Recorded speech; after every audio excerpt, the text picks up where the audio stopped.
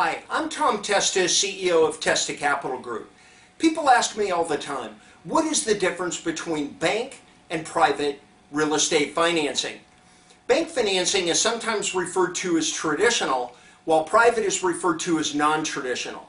Synonymous with bank financing are terms like mortgage companies, Fannie Mae, Freddie Mac, FHA, VA, and sometimes just banks. Now, private money is referred to as private capital, private money, private equity, and sometimes hard money. Now, banks are borrower-based, where private lenders are property-based. So in other words, banks are looking at your job, your income, your ratios, where the private lenders are looking at the property, the positive equity, how much equity is in the property itself. Banks are strict. Private money lenders are flexible, in the box versus out of the box. Banks are looking for strong credit. Private lenders are looking for any credit. So this begs the question, why would anybody in their right mind go through the brain damage with a bank when they could just go private? The primary driver for people going to banks is just cost, low cost, save money. Now let's take a look at the comparison. Banks are typically 3 to 4% today on interest rates, where private lenders are 8 to 12. Points with banks 0 to 2 versus 3 to 6. Banks have longer terms, 15 to 30 years, where private lenders are 6 months to 5 years. And 90 to 95% loan to values with banks versus maybe only 50 to 70% with private lenders.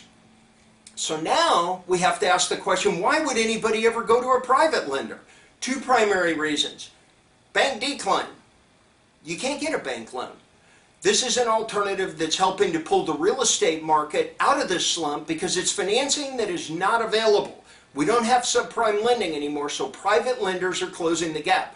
But most importantly, out-of-the-box scenarios. There are borrowers with credit scores over 800, strong income. They could get a loan anywhere at any bank, but yet they choose to go private because of out-of-the-box scenarios. Let's look at these.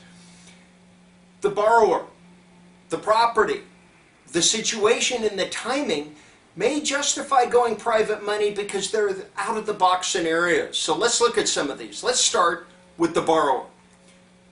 Income and credit. Maybe your property's in an entity, an LLC or a trust. Maybe you have citizenship issues, possibly self-employed or unemployed. A bank will run for the hills. Private lenders, no problem.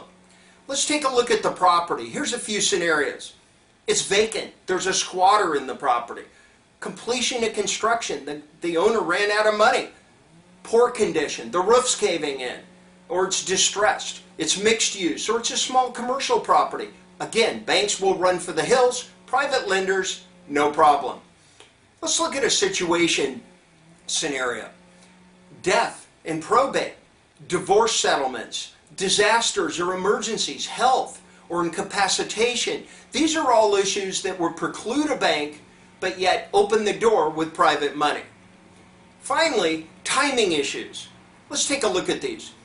REO acquisition. You can save $100,000 by closing in 1 week. You're going to pay the little extra cost on private money.